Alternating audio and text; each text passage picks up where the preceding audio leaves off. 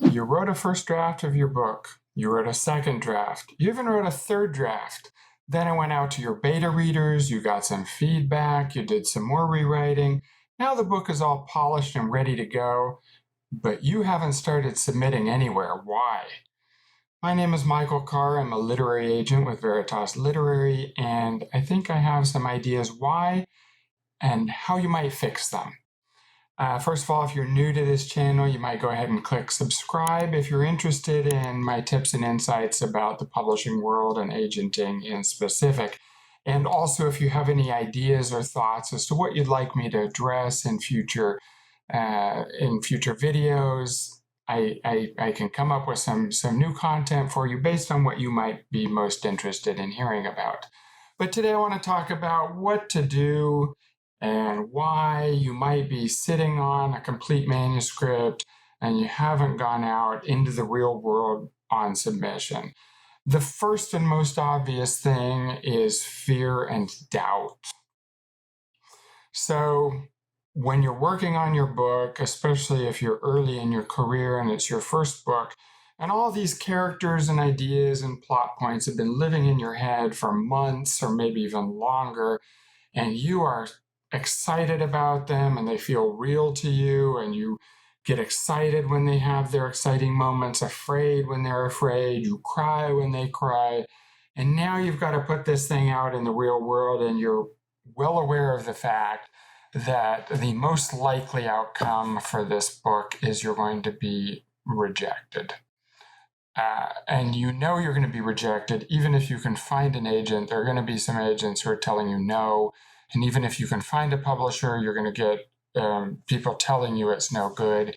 We all have this dream that's usually debunked, and it's the first time it's debunked is when we submit our manuscript to our writing group and we know it's not going to happen, but we have this dream and hope that they're going to push the manuscript back and say, don't change a word. Or maybe there's a comma missing on page 3 and another place that should be a semicolon, or take out the semicolon on page 12 and replace it with an M dash. Other than that, it's just brilliant and perfect. And we know that's not going to happen. And when you go to submit it, if you do think that, you're deluded. But chances are you have some fear and doubt about your work that it's going to come back. And as they say with writing, you never quite finish your manuscript, you just abandon work on it, right? There's something that you could always continue to improve. It's not like building a house where you've pounded the last nail in and the blueprints are exactly complete how you wanted them to. In the case of writing, you know that there's always sentences that could be polished. There's always places where you could improve a little bit, and you don't know when and where to stop in that process. So the problem is this leads to a certain sort of inertia, and the doubt continues and gets worse and worse. And I've been in this situation before with myself. I've had times where I've wanted to go on submission with someone else's manuscript, and I've started to kind of get caught in this paralysis. Do I have the right editors? If I send to this editor at this imprint, it's going to exclude this other person. And you can easily get into this cycle of procrastination. It's easy for me to overcome when I'm working with someone else's book because the stakes, while high, are not quite as high for me as they are for you. And also, I know that there's someone impatiently waiting for me to go out on submission with this project, so I got to get out there. In your case, especially if you're a debut novelist and you don't yet have an agent and you don't have a contract and you don't have a deadline, there's nobody that's going to be caring. Maybe a spouse or a partner, maybe your writing group's going to ask you, but if you tell people the book is not ready yet, the book is not ready yet, or I'm working on something else, or I let it sit, people are going to totally believe that, and chances are nobody's going to be on your case about it. And the truth of the matter is those doubts and fears could very well be true. In most cases, especially if it's your first or second book, the vast majority of those books are never going to see the light of day. They're not good enough, or you are not going to stick with it, or you're going to abandon it. You in general, not you specifically.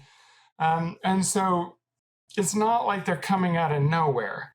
But at the same time, your book is not doing any good while it's sitting there, right? So this is a psychological hurdle that you have to overcome in order to say, I need to get my book out there and I need to give it its best chance.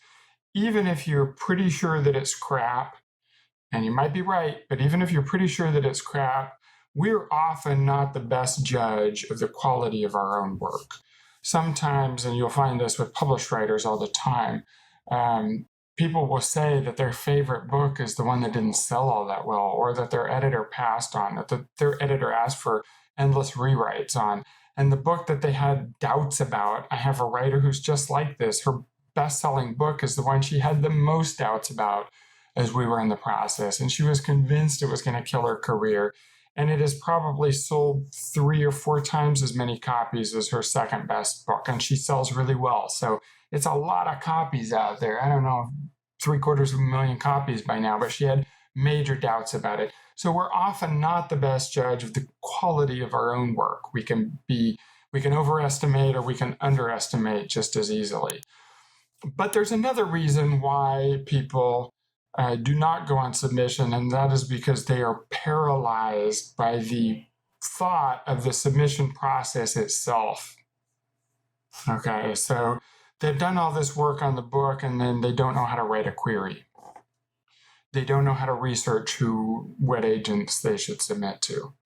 The process of writing a query is something that I hope that I'm going to be able to help you with in the course of these videos. If you watch, I'm going to talk about what makes an effective query and what isn't an effective query, and mistakes you can make, and ways that you can improve your odds, and all these sort of things. But rest assured, if you are capable of writing a good and complete book that holds together, that's worthy of being published, you can damn well write a good query, right? One is tricky and takes work, and it needs to be revised and everything. The other is an art that nobody else can do, an art and a craft, but an art and a craft with tons and tons of competition out there. There's a standard format, however, that you can follow for queries, that if your idea is at all reasonable and you're writing in a genre where people are actually requesting, that you can write a query sufficient to get people to read your opening pages with a little bit of attention. And if your opening pages are good, you're going to get requests if you've got a good query to back it up with, or to start it off with anyway. So rest assured that if you can write a good coherent novel over 80 or 100,000 words, you can write a single page query. I'm not saying it's trivial or easy, because it is not.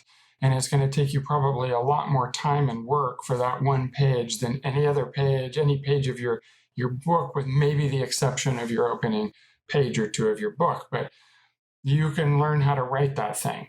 So the first thing to do is to go out there and look up how to write a query. Don't try to just wing it.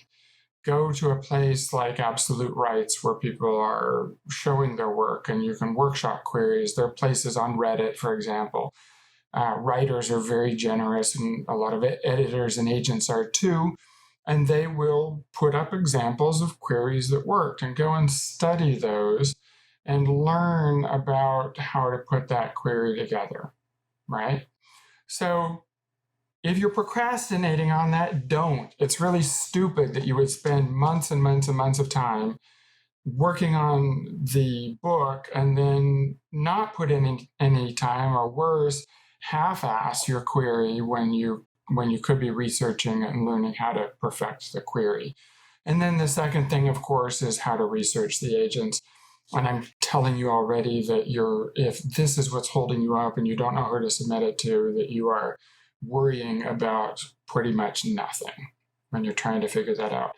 There are a couple of places online, places like Agent Query or Query Tracker, that will list all of the agents that are out there that represent things. Their lists of agents are still published in the big books that you can find in the library. There are people who put out reasonable lists. Google is your friend, as it is in every aspect of your life. And you do not have to stress about doing research about all of those people. And I have a query or a video that is why you should query widely. So I won't repeat all of that information there, but the gist is you're stressing about who to choose from an agent comes after the querying process. Okay, so here's another reason why you should get your book out there, and that is the point where you can push your book out into the world is the moment at which you can then take on your next project. And I'm going to assume that most of the people watching this video are not people who just want to write one book. And the number of people who are single book novelists, like To Kill a Mockingbird, for example, Harper Lee, she did sort of come up with a second book later on, but she was really for decades and decades a one book novelist. The number of people who are like that is vanishingly small. And the number of people who want that sort of career is super small too. Almost every writer you ever meet has multiple ideas, always brewing in their head and ready to come out. And you, unless you've written a memoir, are undoubtedly one of them. So you've got all these other great ideas, and you've also got more skill to pull it off based on the book that you just wrote. But as long as that book you just wrote is occupying real estate in the creative space in your head, those other books that deserve to come out can't come out. And this also helps if you happen to be correct in your fear that your book is not good enough to be published, because your next book is going to be better.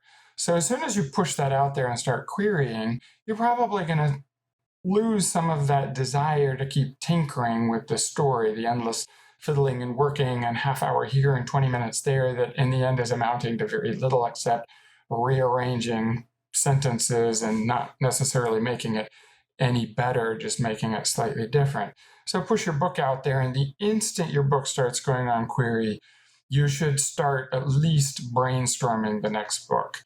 And I always tell people once you start getting those requests in, or once you're, I tell my writers who I represent, once your book goes on submission to editors, the length of time to move through each of these phases is so long that while your book is on submission waiting for a contract, you can be immersing yourself in the rough draft of a new book. And that is a psychological backstop to the pain of rejection, because as those rejections start to trickle in, those characters and scenes and everything that were living in your head all those months have been pushed out into a different area, and you can take a step back, and you're not going to avoid the sting of rejection or the angst of waiting endless periods of time, but you have got yourself dedicated and involved emotionally in a new project, and that can be where you are putting your emotional energy. And thus it makes it easier to deal with the psychological aspects of being on submission and going round and round on the query go round. So if this is you and you've got a book that you're sitting on and you're not really working on revisions anymore, you're just tinkering, and you know that it's pretty close to where it needs to be. I'm not talking about if it still needs to go through a second or a third draft. I'm saying the book is there and needs to get out. Get off your butt, get your query ready, get it out in front of agents, go through all the process of what I talk about when I talk about querying widely, and let that book make its own way in the world to sink or swim on its own merits.